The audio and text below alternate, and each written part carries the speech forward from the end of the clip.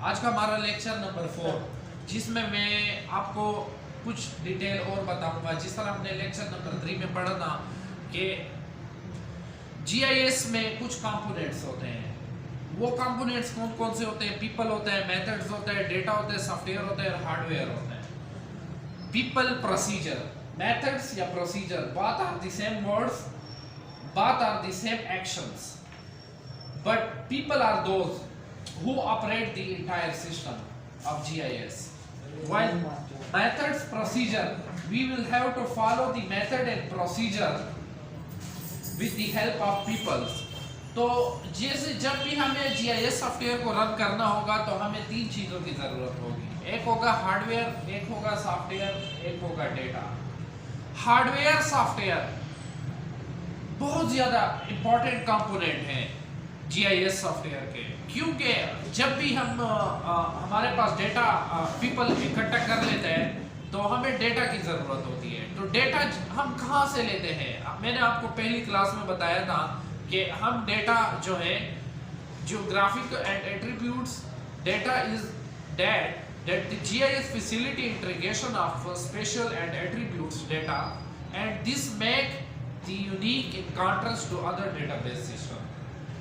हमें डेटा चाहिए होता है, कहाँ से चाहिए होता है? Geospatial data. हमने या मैप की शक्ल में हमें डेटा की ज़रूरत होती है। जियोस्पेशियल हमने और रिलेटिव जिसके बारे में मैंने आपको बताया था कि लैटिट्यूड और लॉन्गिट्यूड, लैटिट्यूड और लॉन्गिट्यूड से हमें लोकेशन का डेटा इजीली मिल जाता है, मैप से, सॉफ्टवेयर से, इंटरनेट से।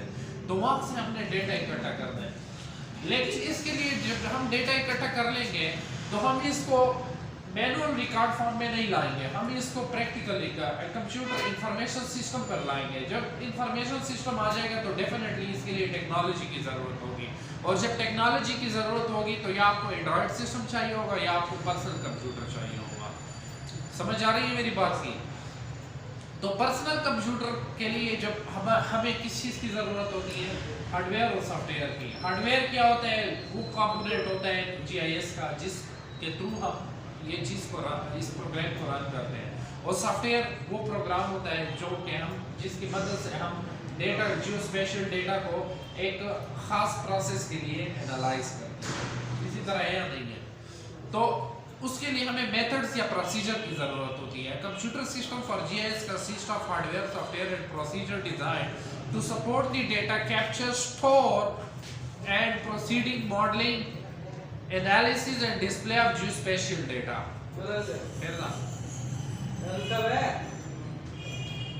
Besides the technical component like hardware, software and database, institutional framework and policies are also important for functional GIS.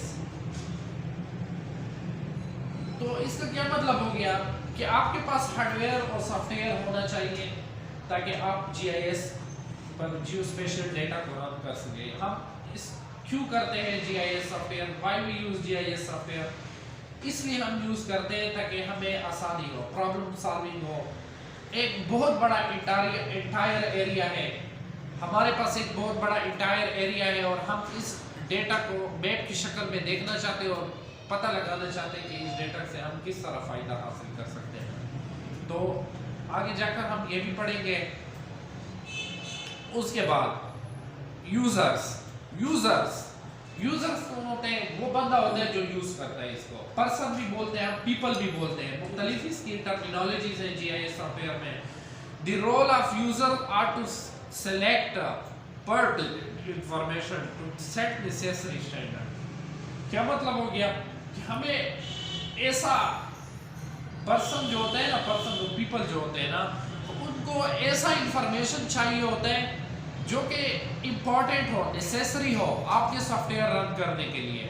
ऐसा ना हो कि मतलब आपने ऐसा डेटा कलेक्ट किया हो जिसको आप GIS सॉफ्टवेयर में इंटर ही ना कर सके। आपने लोकेशन वाइज जियोस्पेशियल डेटा इकट्ठा करना है। To design cost efficient update scheme to analyse GIS output for relevant purpose and to plan and implement. ठीक है ना? The users are always the people who plan, implement and operate the system as well as to make the design based on output. क्या करते हैं user हर वो शख्स होता है जो कि डिजाइन को इम्प्लीमेंट करने के लिए आप डेटा इकट्ठा करता है और उस डेटा को इम्प्लीमेंट किस लिए करता है, ताकि फ्रूटफुल रिजल्ट हमें मिल सके। ठीक है ना। अभी ये देख रहे हो, ये मतलब एक ग्राफ यहाँ पर आ रहा है। ये ग्राफ मैं आपको बताऊं, इस ग्राफ में क्या है, quantitative and spatial analysis, reporting, stakeholders, planning and coordination, data collection. अब ये डेटा कलेक्शन पर आ जाओ। डेटा कलेक्शन फर्स्ट में आ जाता है ना, तो क्या करते हैं, एक शख्स होता है वो डेटा कलेक्ट करता है, फील्ड रिसर्च करते हैं, सर्वे करता है। जिस तरह हमने देखे होंगे कि एक बंदा घूम रहा होता है, वो सर्वे कर रहा होता है, दकेली चादा पैसे भर लेदा दसे भर दो दर्शे से का सेवरी। जिस तरह एहसास प्रोग्राम का सर्वे लगा हुआ है, इस किस्म का एक फील्ड पे सर्वे करता है। कैप्चर सेंसर डेटा, एक इसके थ्रू हम डेटा इकट्ठे करते हैं, लेकिन with the help of software. Google map से हमने डेटा ले लिया, गूगल से हमने डेटा ले लिया, सैटेलाइट से हमने डेटा ले लिया। क्रिएट मेटा डेटा, एक बड़ा मेटा डेटा, बेसिकली ये वर्ड डिराइव कर रहा है बहुत बड़ा डेटा, मेटा डेटा। तो हमने मेटा डेटा के थ्रू पर डेटा इकट्ठा कर लिया। उसके बाद हम क्या करते हैं, quantitative and spatial analysis.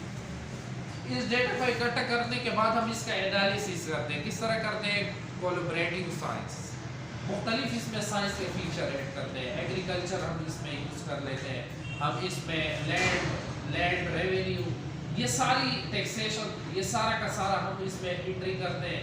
Entry करते जाते हैं, डेटा इंट्रीगेट होता जाता है, डेटा इंट्रीगेशन होता जाता है। ओपन स्टैंडर्ड, जिस किस्म का स्टैंडर्ड की हमें ज़रूरत होगी, जिस किस्म की डेटा की हमें ज़रूरत होगी, हम इसमें पुट करते जाएंगे। उसके बाद हमें कहाँ से डेटा मिलता है, रिपोर्टिंग से भी।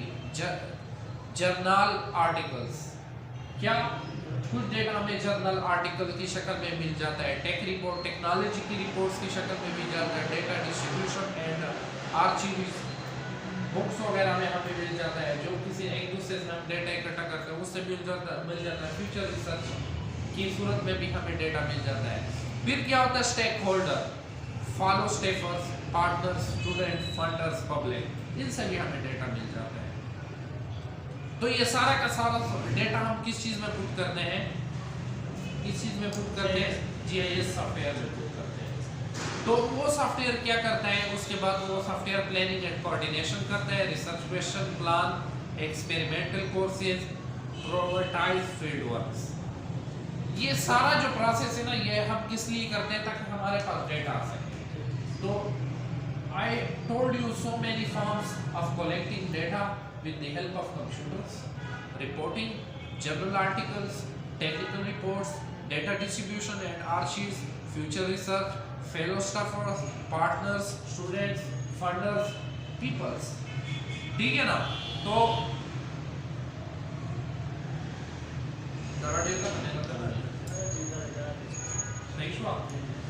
डेटा कलेक्ट मुख्तलिफ मेथड्स बनते हैं डेटा